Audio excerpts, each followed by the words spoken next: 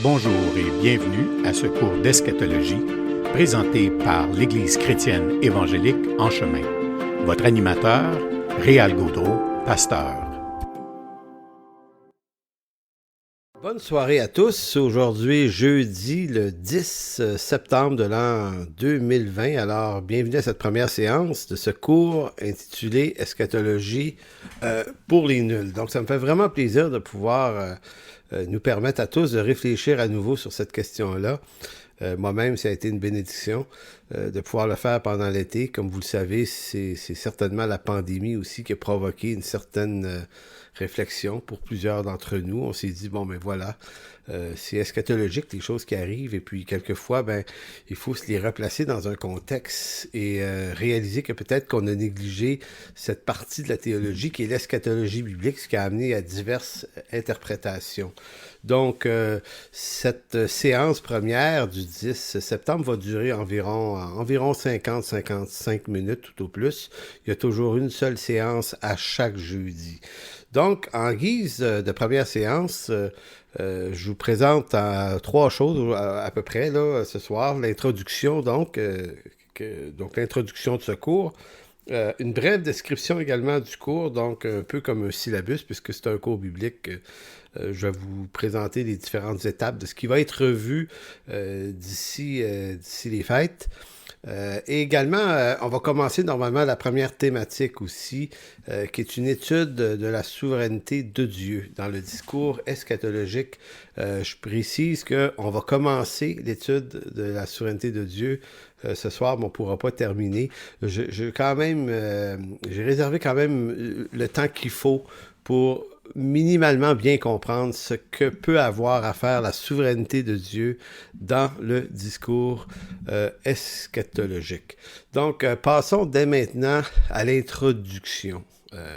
C'est-à-dire qui explique pourquoi ce cours et qu'est-ce que c'est au juste. Donc, ce cours se veut une introduction à l'étude de l'eschatologie biblique en vue de se donner un certain nombre de balises nécessaires pour une meilleure compréhension des textes bibliques qui éclairent cette discipline biblique, cette discipline qui est l'eschatologie.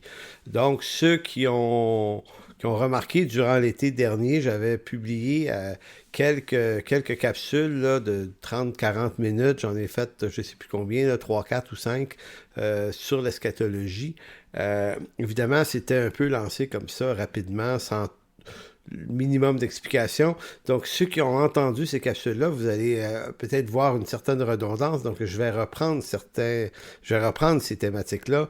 Mais évidemment, on va y aller un petit peu plus lentement pour mettre un petit peu plus de viande sur l'os, comprendre un peu plus. Mon but, c'est pas de créer ce qu'on appellerait une séance de bourrage de crâne pour vous amener absolument à adopter une position eschatologique autre que celle que vous auriez. L'idée, c'est d'expliquer des choses. Pourquoi on peut réfléchir autrement à l'eschatologie que la position traditionnellement assez populaire au Québec, qui est ce qu'on appelle le prémillénarisme. Donc, la crise pandémique, comme je le disais, entourant la COVID-19, a montré les effets dévastateurs sur les églises puis sur les chrétiens. Les effets dévastateurs qui ont été causés par je dis quasi-absence d'instruction sur l'eschatologie. C'est avec un peu de stupéfaction, je ne sais pas pour vous, mais pour moi, que ce vide-là est apparu et que ce vide-là a été rapidement rempli par toutes sortes d'affaires, d'éléments appartenant à la théorie du complot, avec son lot de fausses informations, mêlant des faits reliés à la pandémique, reliant ça avec des fausses rumeurs et mettant des textes bibliques là-dedans dans une bouillabaisse qui, quelquefois, avait un goût excessivement douteux. C'est quand même assez intéressant de voir que c'est un vide.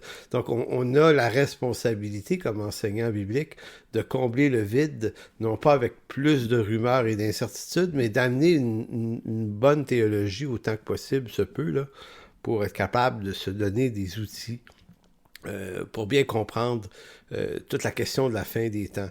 Donc, vous aurez sans doute compris aussi que le titre que j'ai trouvé, Eschatologie pour les nuls, ne vise nullement à traiter d'idiots chacun d'entre vous qui suivez ce cours. Évidemment, je voulais utiliser cette phrase bien connue, là, Donc, quand on veut traiter d'un sujet et qu'on n'est pas tout à fait expert dans le domaine ou qu'on ne connaît pas beaucoup le sujet, si on veut se faire une tête, ben, on dit pour les nuls, c'est dans ce sens-là. Donc, soyez pas insultés personne. Mais ça veut évoquer surtout, ce titre-là, l'idée, surtout l'idée de donner à ceux qui n'ont pas les repères théologiques nécessaires et suffisants pour s'y retrouver dans toute la question de l'eschatologie et donc d'apprendre à se faire une tête. Parce qu'effectivement, je l'avais dit, c'est un domaine de la théologie qui a été un peu délaissé au cours des 15-20 dernières années, à ce qui me semble, moi en tout cas, parce qu'on se disait que vous soyez prémillénariste, post-tribulationniste ou post-1000 à 1000, pré-1000, quel que soit le positionnement que vous avez, généralement, on est tous d'accord que Jésus va revenir de toute façon. Peu importe le moyen et quand, on se disait, on est au moins d'accord de toute façon sur le retour de Jésus. Donc, pourquoi se diviser? Puis pourquoi se faire des défis, des débats là-dessus? Alors que la théologie en relation avec l'eschatologie, c'est une discipline qui est difficile. Pas difficile au sens que c'est difficile à comprendre, mais c'est qu'il y a beaucoup de possibilités, puis il y a beaucoup d'avenues. Dans son ouvrage... qui est là, justement, M. Gruden, dans sa théologie systématique, là, il y a un endroit, là, je vous le cite à l'oreille comme ça, mais il disait que c'était de la théologie, la scatologie était celle qui était la plus complexe au sens où c'est presque délicat de s'y aventurer parce qu'il y a beaucoup d'écueils, puis on peut se tromper de toutes sortes de façons parce que c'est pas aussi précis que bien d'autres sujets théologiques. Donc, on peut habiter entre deux positions, puis écoutez, la multitude des possibilités est énorme. Maintenant que ça c'est dit, ça signifie pas qu'on peut pas s'y retrouver un peu, puis on peut pas se faire une tête, puis on peut pas se donner des outils d'interprétation d'un bon niveau de qualité pour être capable de comprendre la théologie en rapport avec l'eschatologie, qui est l'étude de la fin des temps, soit dit en passant. Je vais y revenir un peu plus loin. L'autre chose importante dans cette introduction, c'est que je vais de temps à autre lire des extraits d'articles ou de documents sur le sujet. Quand ça va être possible, je vais ajouter les liens dans le fil d'actualité, si on veut, de l'enregistrement Facebook Live, là. Il va y avoir, je vais mettre dans l'entête des fois des liens qui vont mener vers ces documents-là. Donc, ils sont souvent, dans certains cas, ceux qui sont gratuits. Il y a des excellents articles sur le sujet. Donc, je vais les effleurer, ces documents-là, mais je vais vous inviter, si vous voulez, prendre le temps de le lire aussi. Ben, ça pourrait parfaire votre instruction également. Donc, que ce soit sur la page Facebook, sur ma page Facebook, ou que ce soit sur notre chaîne YouTube où ces séances vont être archivées, ben là aussi, là, dans la section commentaires dans YouTube, là, sous chacune des études, des séances, j'ajouterai au besoin les liens qui pourraient mener vers la lecture de certains documents qui sont nécessaires. Alors voilà pour ça. Selon le dictionnaire biblique Westphal, l'eschatologie, c'est la subdivision de la théologie qui concerne les choses dernières, du mot eschata, qui veut dire chose dernière, et traite par conséquent de l'état de l'individu après la mort. Donc les choses dernières évoquent d'abord cette question-là, la mort et l'état dans lequel l'homme se retrouve après sa mort, fut-il sauvé ou non. Mais de façon un peu plus large, l'eschatologie s'intéresse également à l'ensemble des textes de l'Ancien Testament et du Nouveau Testament qui annoncent les événements qui ont cours depuis la première venue de Jésus-Christ il y a près de 2000 ans. En fait, il y a 2000 ans. Et jusqu'à son retour. Donc, le mot eschatologie, fin des temps, exprime également tout ce qui concerne la fin des temps. Donc, on parle là ici de beaucoup d'éléments dans le livre de Daniel, dans certains grands prophètes de l'Ancien Testament. On parle de déclaration de Jésus-Christ, Matthieu 24, Matthieu 25, bien connu, des lettres de Paul, certaines parties de lettres aux Thessaloniciens notamment. Apocalypse, c'est sûr. Donc, il y a beaucoup de déclarations dans l'Ancien et le Nouveau Testament. Et dans l'Ancien, Ézéchiel, Daniel, des psaumes, beaucoup des psaumes, et beaucoup d'autres textes qui parlent des fins dernières. Donc, c'est un peu ça, l'étude de l'eschatologie. C'est tous les textes qui s'intéressent à la finalité de l'existence humaine, de cette création. Ça peut être vu de deux façons, évidemment, selon les positionnements théologiques ou eschatologiques qu'on adopte. Certains voient les fins dernières ou la fin des temps comme une période qui devance de quelques années la fin des temps, ou avant un certain millénium, le millénium et les choses juste après, avant un certain retour final de Jésus-Christ. Donc pour certains, ça cible une période bien précise. Pour d'autres, qui est un peu plus ma position, la fin des temps, c'est la période qui marque l'ascension de Jésus-Christ, ou si on veut sa résurrection, son ascension, la venue du Saint-Esprit à la Pentecôte qui inaugure une ère nouvelle qu'on appelle la fin des temps et qui parcourt depuis ce moment-là jusqu'à son second retour ou à sa venue pour nous prendre avec lui. Donc, toute cette période-là serait la fin des temps. On va voir un petit peu plus tard pourquoi. Dans ce sens, de nombreuses questions s'attachent donc à l'eschatologie, telles que la résurrection des morts, la seconde venue de Christ, le millénium, la vie éternelle, le jour du jugement, la consommation des âges et plein d'autres choses. Je vais en nommer d'autres un petit peu plus loin. Donc, ça concerne quand même pas mal d'affaires. Qu'allons-nous faire dans ce cours, dans les semaines qui viennent? J'invite tous ceux que le sujet intéresse à ce cours de ne pas voir ça comme une occasion ou un prétexte pour débattre. C'est pas un débat que je vais ouvrir sur Internet là-dessus, vraiment, bien que j'accepte les commentaires puis les questionnements, mais c'est pas un débat. Là. Je m'engagerai pas dans un débat avec certains qui me diraient « moi, je pense autrement. » Vous pouvez penser autrement. Moi, ça me dérange pas. Mon but, c'est pas d'ouvrir un débat. C'est pas non plus de répondre si on veut, à des réactions. Parce que des gens vont dire « je suis pas d'accord. » Ne pas être d'accord, c'est pas en soi un argument. Ou entrer des fois dans des commentaires qui sont accusants ou qui sont désapprobateurs, se faire traiter d'hérétique ou de libéral ou de toutes sortes d'affaires de même. Écoutez, c'est pas... On cherche à réfléchir là, ensemble. On cherche pas à trouver matière à débattre absolument comme s'il fallait que quelqu'un d'entre nous ait raison plus que d'autres. Le but là, de ce cours, c'est de réfléchir sur la question de l'eschatologie en se donnant des outils théologiques qui permettent de le faire d'une bonne façon. Donc, il ne s'agit pas absolument de faire changer quiconque d'avis, mais ça pourrait arriver, mais ça fait partie du défi de l'enseignement. L'eschatologie polarise bien les chrétiens qui déjà, surtout ceux qui campent dans une position acquise. C'est assez fascinant, ça. Certains ont adopté une position qui était peut-être celle de leur pasteur ou des anciens de l'Église où ils sont allés, ou de l'Église elle-même où ils sont allés, du mouvement auquel ils ont appartenu. Et on peut avoir facilement l'impression que la position acquise, c'est la position classique que tout le monde devrait avoir. On peut avoir l'impression que la position qu'on a, c'est d'emblée la seule et unique, qu'il y a des repères bibliques vraiment sérieux. Donc, qui pense autrement échappe à l'écriture presque.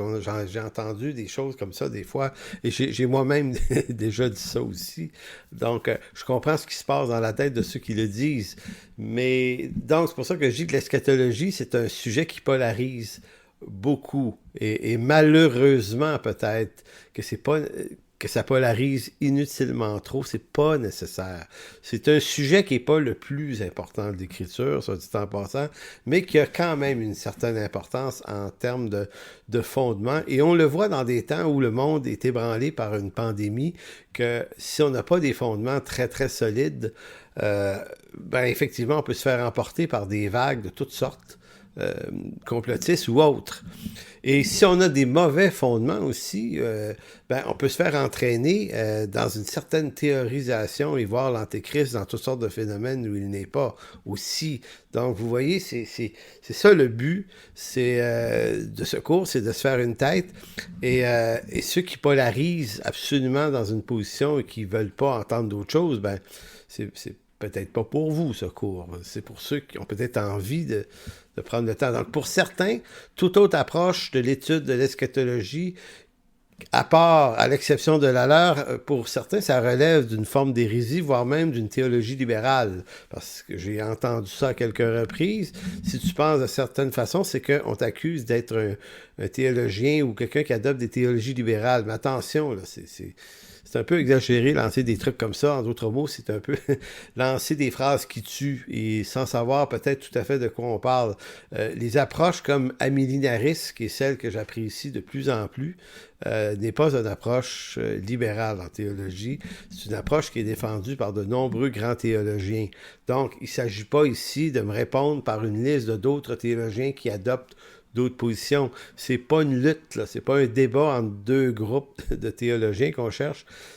Il y a des théologiens qui défendent toutes sortes de positions, mais je veux juste affirmer que celle qui est défendue par l'amillénarisme est défendue par beaucoup de théologiens, de grands théologiens extrêmement sérieux, qui ne sont pas des libéraux.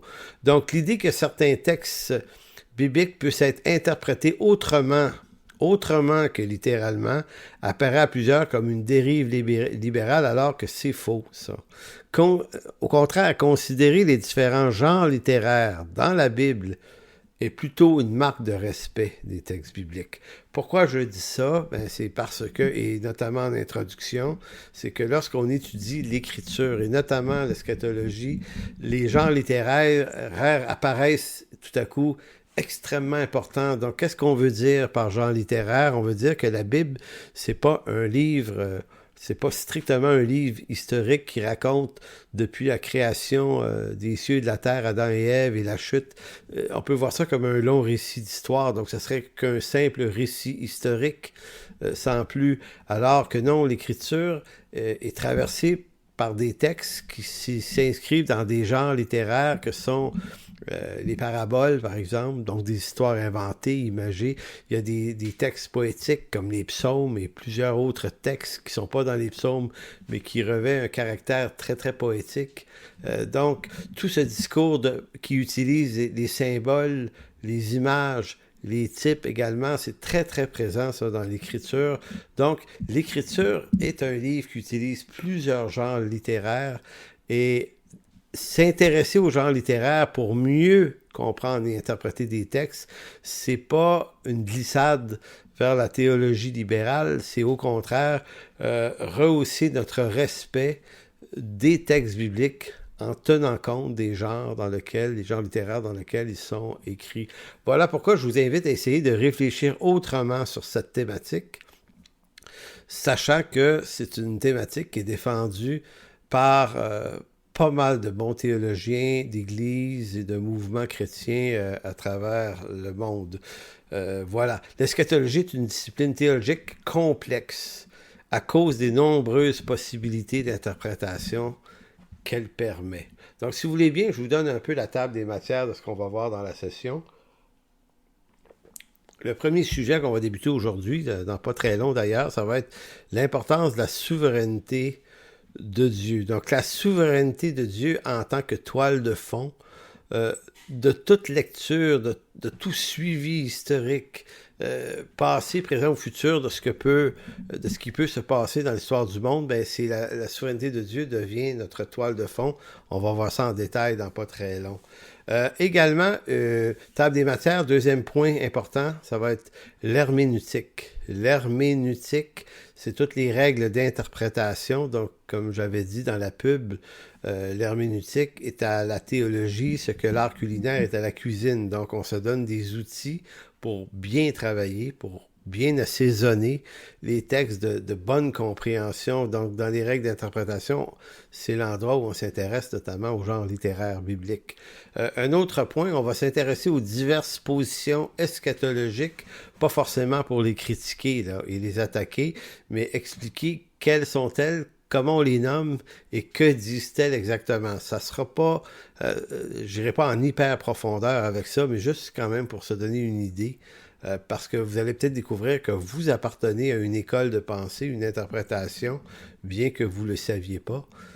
Eh bien, vous allez peut-être être capable de comprendre à quelle position vous appartenez. puisque vous venez d'une église qui en a une position probablement là-dessus.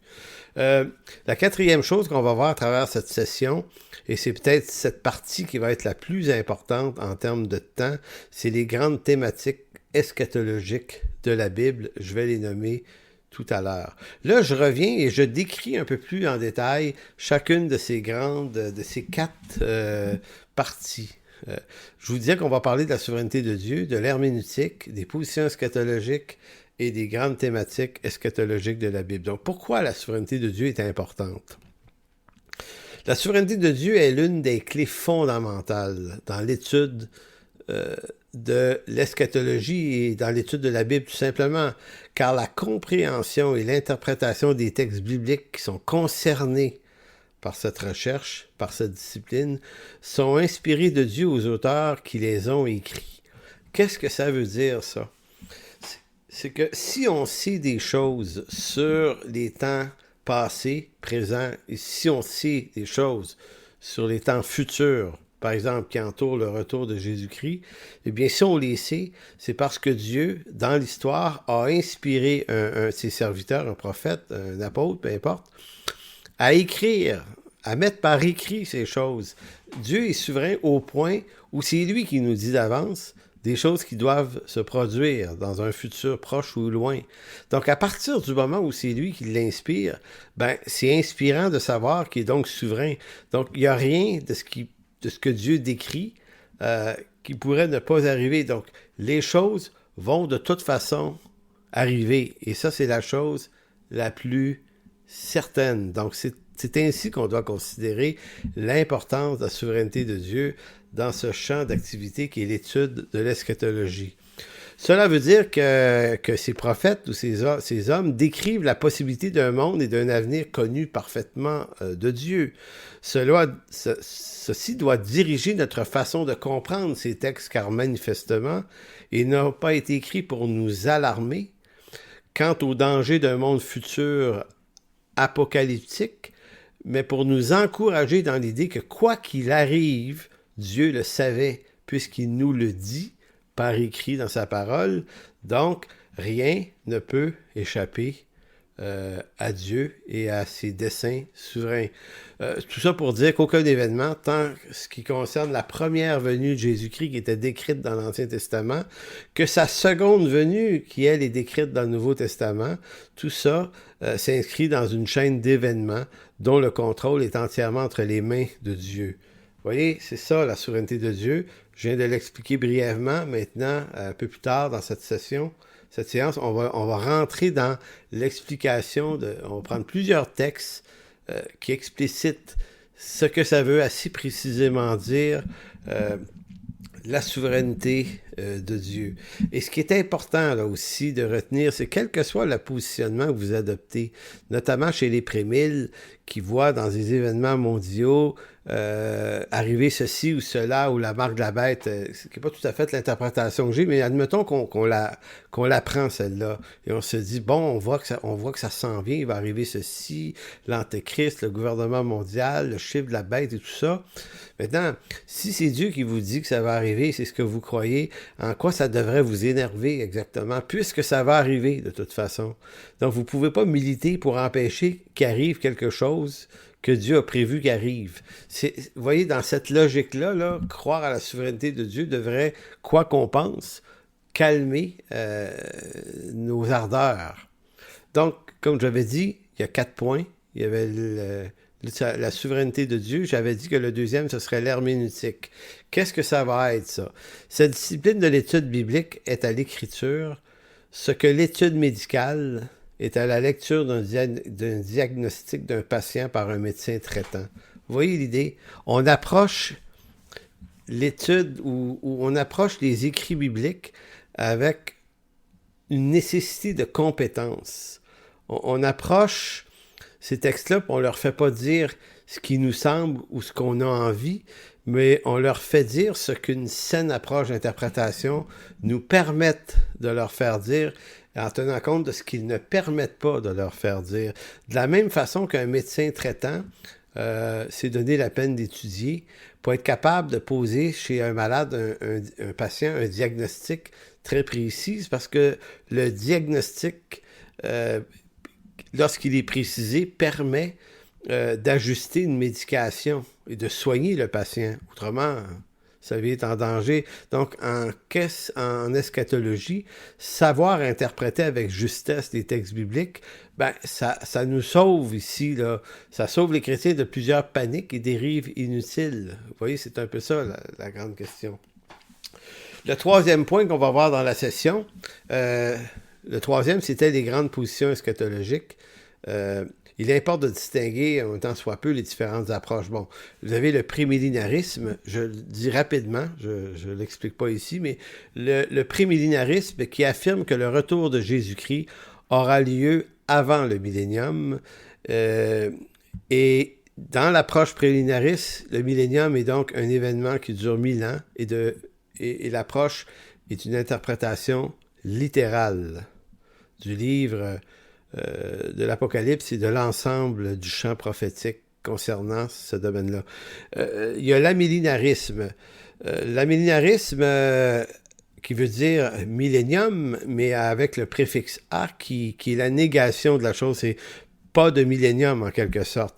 Mais en réalité, c'est une fausse affirmation chez les amillénaristes ne disent pas qu'il n'y aura pas de millénium, c'est plutôt qu'ils l'interprètent différemment des prémilles. Pour les amillénaristes, le millénium, on est dans la période de ce millénium qui exprime l'idée de l'histoire de l'Église depuis la venue du Saint-Esprit jusqu'à son retour. Donc, c'est juste que c'est une autre façon de percevoir le millénium, différent des prémilles.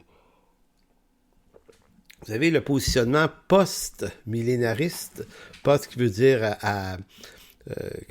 après, donc moins répandu, affirme que Jésus-Christ reviendra une fois que les chrétiens auront établi son royaume sur la terre. Donc, éventuellement, c'est cette position-là qui dit que le christianisme, dans la fin des temps, devrait connaître une recrudescence et amener l'ensemble de la population mondiale vers un énorme réveil. Donc, on va expliquer ça un petit peu plus loin dans l'automne. Qu'est-ce que c'est à peu près le post-millénarisme? Et le prétérisme également, qui est souvent nommé, qui vient du préfixe préter. Donc, préter qui signifie passé. Donc, pour eux, c'est l'opinion selon laquelle les prophéties bibliques concernant la fin des temps se sont pratiquement toutes accomplies dans le premier siècle suivant Jésus-Christ, donc à travers toute l'histoire de l'Empire romain, destruction du temple de Jérusalem en 70. Donc, ça serait surtout de ça dont il serait question. Donc, ça, c'est une autre façon de le comprendre. Donc, vous voyez, j'ai nommé 4 grandes façons, 4 grandes approches eschatologiques. Il y en a d'autres, moins auxquelles je ne veux pas accorder d'attention. Et je tiens à préciser que dans ces 4 positions-là, vous avez des multitudes de possibilités de positionnement avec toutes sortes de nuances et de subtilités qui diffèrent d'un à l'autre. Donc, c'est pas tout à fait tout le temps précis, même si on appartiendrait à une même famille de pensée. Bon, le 4e et dernier point, avant d'entamer vraiment cette étude aujourd'hui, c'est les thèmes eschatologiques les plus importants dans la Bible. Je vous ai dit que ça allait occuper une bonne partie du cours, cette partie-là, évidemment. Donc, qu'est-ce que c'est? Donc, on va s'intéresser à la typologie dans la Bible, dans l'Ancien Testament. C'est une expression qui peut paraître un peu compliquée, là, de dire typologie, mais c'est-à-dire, c'est l'idée qui exprime que dans l'Ancien Testament, il y a des personnages ou des objets qui sont une image, si on veut, un symbole, si on pourrait le dire comme ça, mais disons qu'on dit un type de Jésus-Christ. L'exemple le plus frappant, c'est de dire que le temple est un type de Jésus-Christ, puisque Jésus-Christ est le temple. C'est pour ça qu'il dit « détruisez le temple de Jérusalem ». Hein? Il dit « détruisez-le, je vais le rebâtir en 3 jours », parlant de ces 3 jours de mort et résurrection. Donc, le temple pointait vers lui. Donc, le temple est un type de Jésus-Christ. Maintenant, dans l'Ancien Testament, des types de Jésus-Christ, il y en a beaucoup. Et cette question-là, comprendre la typologie, ça a quand même énormément d'importance dans le champ d'études eschatologiques. Un autre point qu'on va voir, c'est très important aussi, c'est les promesses de l'Ancien Testament, les promesses d'Abraham notamment. Toutes les promesses d'Abraham et à sa descendance visaient-elles le relèvement d'un peuple d'Israël, comme certains le pensent, ou est-ce qu'elles visaient Jésus-Christ qui devient le nouvel Israël? Donc, on va s'intéresser à l'accomplissement des promesses abrahamiques.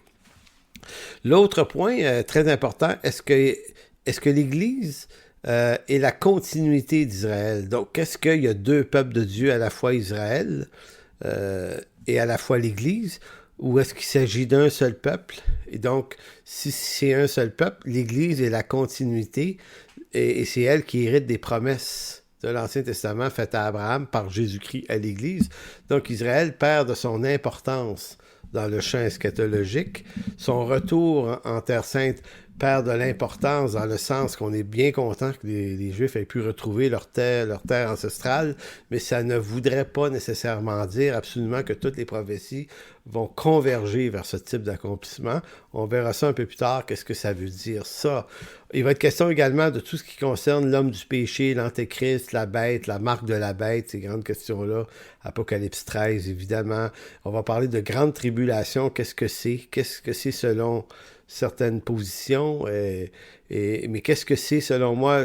Qu'est-ce que l'Écriture dit plus précisément là-dessus?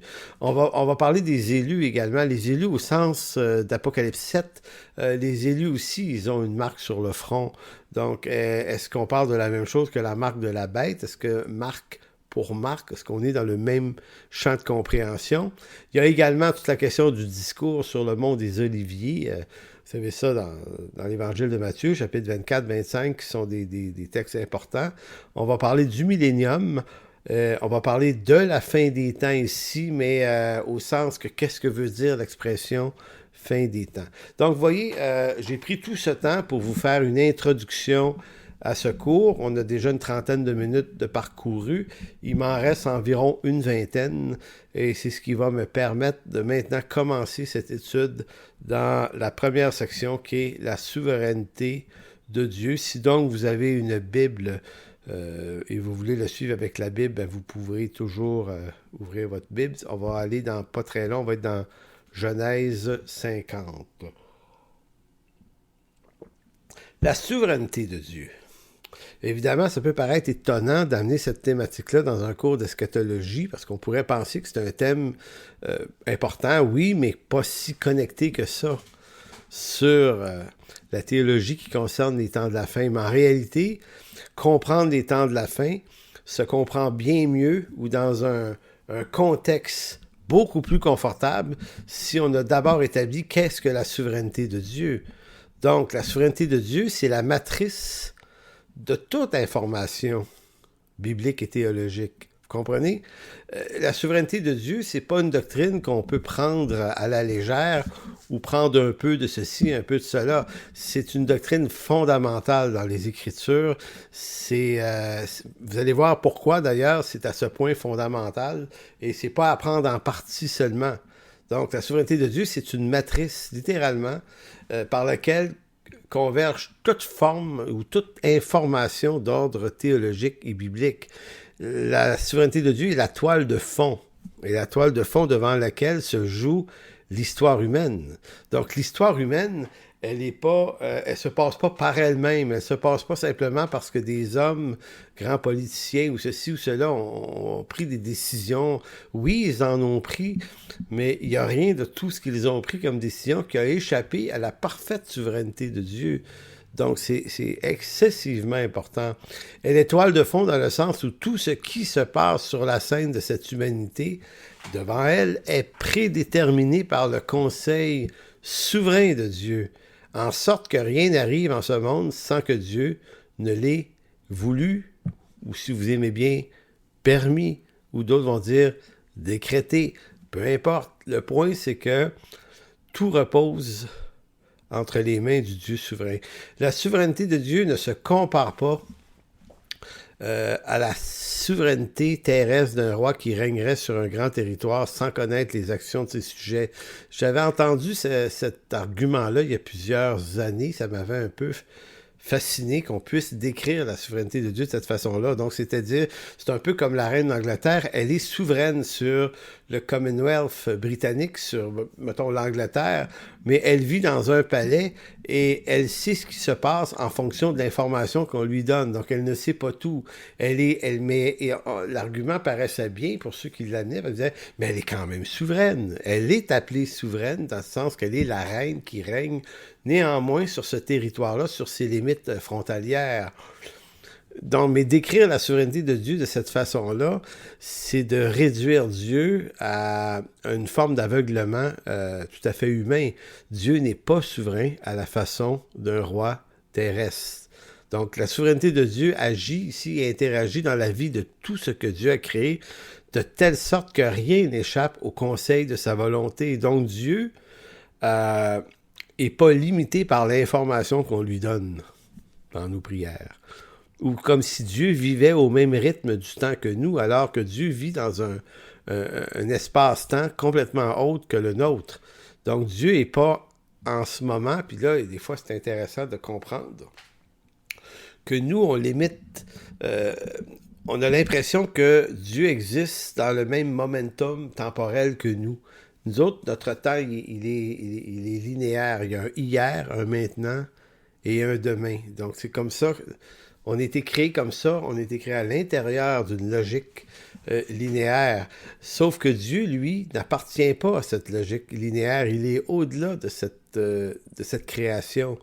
Donc, pour lui, là, avant la fondation du monde, pendant la fondation du monde, et après la fondation du monde, c'est un même temps. Hier, aujourd'hui, demain, pour lui, ça ne fait pas de différence.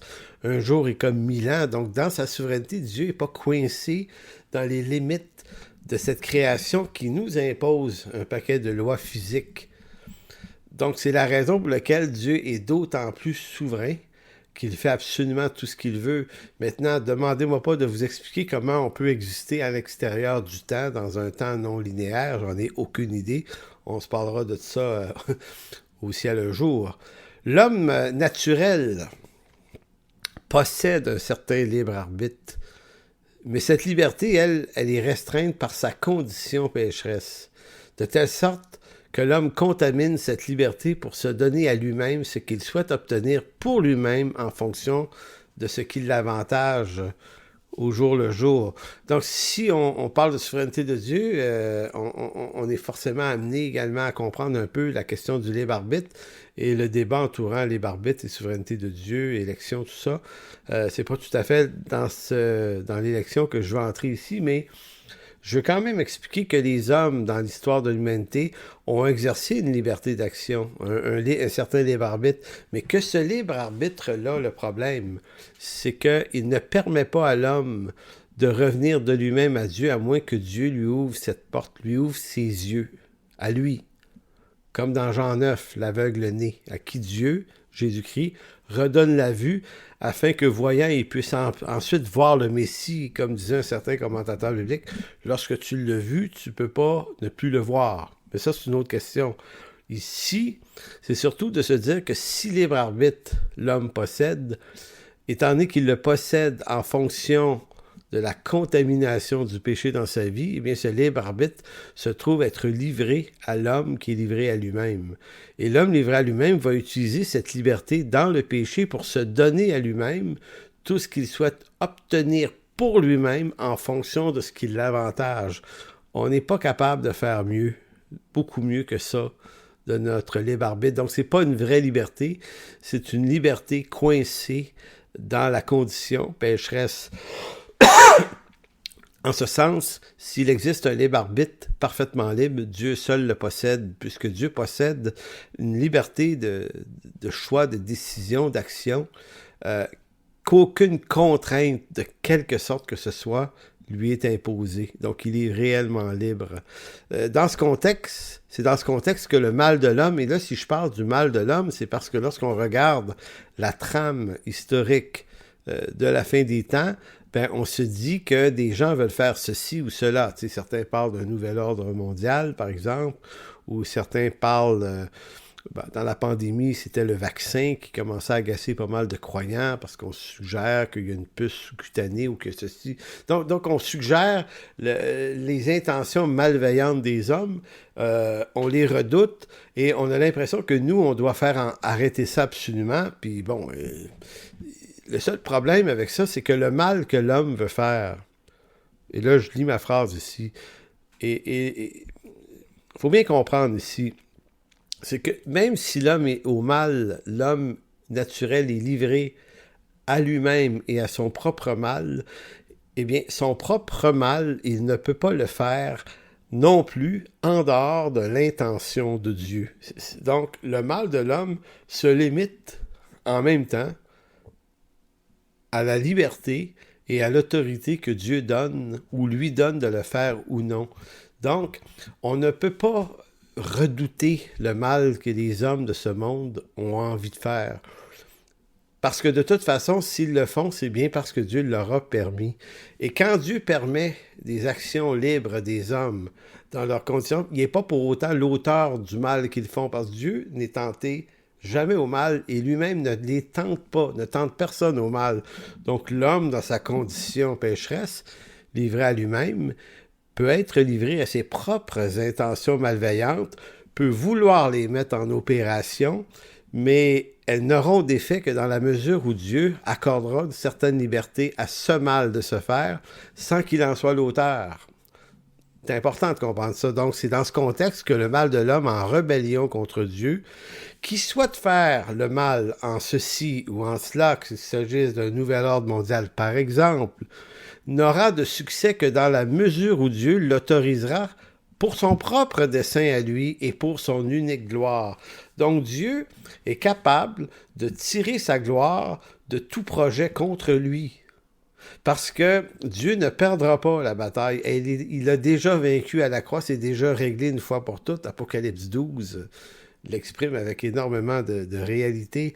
Donc, Dieu peut pas être contredit, ou on ne peut pas faire des choses, où aucun homme ne pourra bâtir quoi que ce soit en ce monde qui constituera un élément de la fin des temps sans que Dieu l'autorise. Et si Dieu l'autorise, ça va arriver, mais ça n'arrivera pas comme un événement qui échappe à sa volonté. Dieu récupère tout et se glorifie de tout, même si les intentions en question sont d'un homme malicieux et malveillant. Et c'est pour ça que je vous disais, si vous avez une Bible, vous tournez dans Genèse chapitre 50, verset 18. C'est l'épopée où, vous vous souvenez, Joseph avait été vendu par ses frères. Donc, projet malveillant de leur part, qui posent un acte abject qui est contraire à la volonté de Dieu. On ne fait pas ça. Mais ils l'ont fait. Mais Joseph avait un appel sur sa vie, selon lequel la vision Genèse 37, qui est arrivée à 2 reprises, devait-il régner un jour? Devait-il régner? Bon, OK. Le problème, c'est que ses frères l'ont pris en haine pour toutes sortes de raisons malveillantes. Ils l'ont vendu. Est-ce que ça a contrecarré le dessein de Dieu à l'égard de Joseph? Mais pas du tout. Joseph est devenu l'intendant des biens de Pharaon en Égypte. Par une série d'actes souverains de Dieu, s'est retrouvé sur le trône. Et vous avez les frères de Joseph, lorsqu'ils découvrent la chose à partir de Genèse 45, si ma mémoire est bonne, vous avez une crainte qui s'empare d'eux. Et Joseph les encourage en disant, n'ayez pas peur. Il dit, c'est Dieu qui vous a utilisé pour m'amener ici afin de vous sauver d'une grande famine.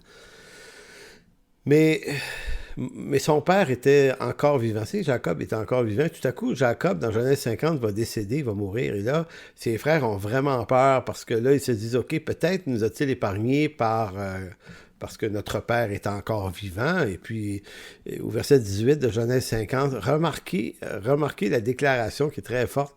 Verset 18, ses frères vinrent eux-mêmes se prosterner devant lui et lui dire, nous sommes tes serviteurs. Joseph leur dit, soyez donc sans crainte, car suis-je à la place de Dieu?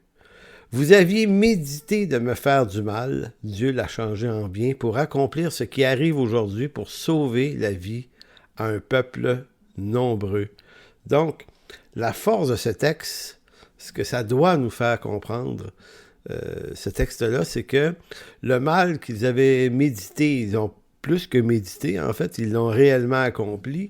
Joseph dit, Dieu l'a changé en bien. En fait, pour sa gloire, il a continué d'accomplir son dessein. Donc, tout ce que Dieu a prévu qu'elle allait arriver va de toute façon arriver. C'est pour ça que lorsque je vois des croyants s'affoler devant les événements actuels, des événements politiques, et veulent rentrer dans le combat pour faire arriver ceci plutôt que cela qui serait mauvais, et ils le font avec un acharnement, je me dis, OK, vous courez en vain, là. Il va arriver de toute façon ce que l'Éternel a déterminé d'avance qu'il allait arriver. Et pour les frères de Joseph qui ont fait le mal, ils devront de toute façon en rendre compte. Un peu comme dans 2 Timothée chapitre 4, quand Paul parle du forgeron là, qui s'appelait le fameux forgeron qui lui avait fait du mal. Paul va avoir si on veut, le raisonnement qui est de dire de toute façon, il devra rendre compte au Seigneur. Donc, on est capable de passer à autre chose. Ça ne signifie pas que Joseph, le jour où il a été vendu, trouvait ça heureux. Joseph a dû trouver ça extrêmement dur. On ne peut pas être trahi comme ça. On ne peut pas être vendu comme ça, être abandonné, être délaissé sans que ça nous cause, si on veut, certaines doses de problèmes psychologiques ou autres, de ressentiment, de colère, d'envie de vengeance, un paquet de sentiments humains. Sauf qu'ici, on voit un Joseph de nombreuses années plus tard qui, ayant vu le plan de Dieu à travers tout ça, a fait une autre lecture. En est arrivé par maturité à une autre lecture et être capable de dire à ses frères, regardez, c'est bien plate ce que vous avez fait, mais Dieu l'a tourné en bien de toute façon. Donc, c'est dans ce cadre précis que la souveraineté de Dieu, depuis la première venue de Jésus-Christ, contrôle chacun des événements qui mènent jusqu'à son second retour. Donc, pour prendre avec lui tous ceux-là qui, par sa grâce, il a choisi avant même la fondation du monde. Je vous demanderai de tourner dans Acte 17, qui est un autre texte, et cette fois-ci, livre des Actes écrit par Luc, mais le texte étant de Paul, dans Acte 17, c'est ce fameux discours de Paul à l'aéropage d'Athènes. Comprenons, avant de lire le texte, que ce lieu-là était un haut lieu du discours et des échanges entre philosophes et sophistes du temps de Paul et avant lui. Donc, c'était un lieu où on allait exposer nos idées pour en débattre avec d'autres philosophes. Il y avait différentes écoles de pensée. Et on sait que Paul décrit un petit peu, avant de faire cette description, il décrit un peu la ville d'Athènes comme la ville aux milliers de dieux, avec des autels et des temples partout. Donc, un haut lieu d'idolâtrie, comme il s'en faisait peu à l'époque. Donc, c'est intéressant parce que de la façon avec laquelle Paul aborde la question de cette idolâtrie des Grecs, il trouve une façon sage de récupérer tout ça pour annoncer l'Évangile. Et il va faire dans cette déclaration-là plusieurs affirmations que les Grecs comprenaient, parce qu'il faut comprendre que les Grecs avaient une réflexion sur Dieu aussi, et avaient une réflexion, ils ne connaissaient pas le Dieu d'Israël, mais ils avaient cette idée, l'existence des dieux ou d'un Dieu, d'un être suprême. Et donc, toutes les questions philosophiques entourant son existence, son ubiquité notamment, sa souveraineté, tout ça, c'était des thématiques que les Grecs se parlaient. Donc, ce n'était pas un discours étranger au leur tout à fait. Donc, Paul, le sachant, va dire ceci au verset 24, « Le Dieu qui a fait le monde et tout ce qui s'y trouve, étant le Seigneur du ciel et de la terre, n'habite point dans des temples faits de mains d'hommes. » Donc, façon de dire à des Grecs, bon, vous pensez peut-être lui avoir bâti des maisons ici-bas pour le recevoir dans des lieux physiques précis, mais moi, je vais vous parler d'un Dieu qui n'habite pas ce genre de temple. Et soit dit en passant, les Juifs aussi ont un temple qui était une habitation de Dieu, mais qui était vraiment vu par les Juifs comme un type qui annonçait Jésus-Christ, et non pas réellement le lieu d'une habitation divine. Verset 25. Il n'est point servi, en parlant de ce Dieu, par des mains humaines, comme s'il avait besoin de quoi que ce soit, ou que lui qui donne à tous la vie, la respiration et toute chose. Retenez ça. Lui qui donne à tous la vie, la respiration et toute chose.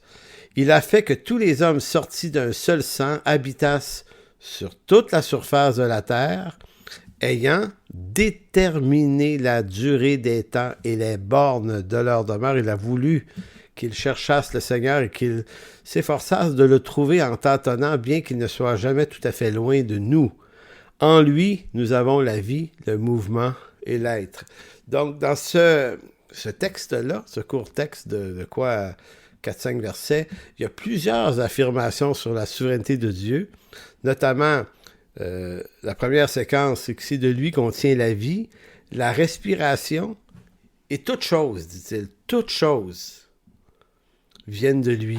Deuxième affirmation, c'est lui qui a déterminé la durée des temps et les bornes de leur demeure, en parlant des hommes. Dans la version Sommaire, c'est rendu, il a fixé des périodes déterminées et établi les limites de leur domaine. Écoutez, c'est une affirmation qui est très très forte puisque les temps de l'existence humaine et de l'histoire de l'humanité est borné par des moments et des temps très précis que Dieu connaît. Donc, et à l'intérieur de ces temps-là qui sont déterminés, vont arriver des choses que Dieu veut bien qu'elles arrivent et il va toujours les tourner à sa gloire. Et la troisième affirmation, parce qu'il dit en lui, nous avons la vie, le mouvement et l'être. Donc la vie, la vie n'est pas une substance autonome. On ne vit pas séparément de Dieu, même si par péché, on est séparé de Dieu dans ce sens-là, séparé de Dieu par la relation, mais on n'est pas séparé de lui pour ce qui est de l'existence de la vie. De lui, on tient la vie, de lui, on tient le mouvement et l'être. Donc, ce texte, à lui seul, établit avec de très fortes précisions du cadre divin dans lequel l'homme tient son existence et tient son existence pour tous les moments de sa vie. L'homme ne possède pas la vie, le mouvement et l'être en lui-même. Son existence, dans le moindre détail, est soutenue par Dieu, sans quoi l'homme cesse d'exister. Il en va de même pour la durée des temps, de la vie de l'homme et de la destinée de toute cette humanité. Elle est déterminée par Dieu, ce qui nous amène à dire que le cours de l'histoire et le cours de tout ce qui peut être considéré comme faisant partie des temps de la fin, non seulement Dieu nous dit d'avance qu'est-ce qui va arriver, mais en plus, il tient toutes ces choses dans sa main. Donc, ça nous sert à quoi de se dire ces choses aujourd'hui? Ben, ça nous sert à étudier l'eschatologie en étant d'abord et avant tout rassurés sur la question de qui est ce Dieu qui nous appelle à marcher avec lui en toute confiance. Donc, en ce sens, l'homme ne possède pas de libre existence ou un libre arbitre d'existence par lui-même qui lui permet d'exister en dehors d'une intention voulue par Dieu. Donc, on existe parce que Dieu nous maintient en vie. C'est tout. À partir du moment où Dieu choisit de ne plus nous maintenir en vie, on meurt. Donc, il est à ce point souverain. Je terminerai cette séance en vous citant, selon le dictionnaire Larousse, qui définit le libre arbitre de cette façon, Larousse va dire qui a le pouvoir d'agir et de déterminer à sa guise. Donc, le libre arbitre, c'est le pouvoir d'agir et de déterminer toute chose à sa guise. Ce que vous et moi n'avons pas, mais ce que Dieu possède. Donc, l'apôtre Paul affirme, en lui, nous avons le mouvement, l'agir et l'être. Donc, on ne possède pas cette libre existence. Nous existons que par la volonté complète et parfaite de Dieu. Donc, ça termine la première séance. On a commencé à voir la souveraineté de Dieu. Dans la séance numéro 2, la semaine prochaine, on va s'intéresser à comment certains théologiens comprennent ou explique la souveraineté de Dieu. Bon, je ne peux pas en choisir beaucoup, mais notamment, on va voir ce que John Piper peut en dire. Et on va voir ce que certaines grandes confessions de foi peuvent en dire. Et comme je vous dis, je fais exprès d'insister beaucoup sur la souveraineté de Dieu parce que c'est vraiment la toile de fond de toute compréhension des textes eschatologiques et bibliques qui traitent de la fin des temps. Donc, on ne peut pas réfléchir à la fin des temps en échappant à la parfaite souveraineté de Dieu. Alors, j'espère que ça vous a plu, cette première séance. D'ici la semaine prochaine, portez-vous bien. Si vous avez des commentaires, des questions, vous pouvez toujours les poser dans le fil d'actualité de ma page Facebook. Et je vais voir dans quelle mesure c'est possible de répondre. Mais sinon, de toute façon, je mettrai des articles complémentaires qui vont vous permettre aussi d'étudier un peu plus loin. Cette semaine, il n'y en aura pas, mais la semaine prochaine, il va en avoir des liens, des articles complémentaires. Donc, que Dieu vous bénisse abondamment. Et je vais juste terminer en priant. Seigneur, je te demande de bénir ce cours, de bénir son contenu. Et de ne pas le bénir parce que c'est moi qui le donne. Le point, c'est pas tellement ça. C'est plutôt que tu puisses nous donner à moi et à tout et chacun ici de pouvoir apprendre à étudier ta parole un peu mieux encore. S'approcher de toi par une bonne connaissance, par des bons fondements. Saisir des vérités avec plus de précision, de telle sorte, Seigneur, qu'on puisse être conduit dans ta souveraineté, à marcher avec toi, rassuré par ta fidélité. Alors, merci de bénir dans le précieux nom de Jésus. Amen. Donc, je vous salue d'ici la semaine prochaine. Portez-vous bien, tout le monde. Pour toute information, n'hésitez pas à communiquer avec nous à info@église-en-chemin.com.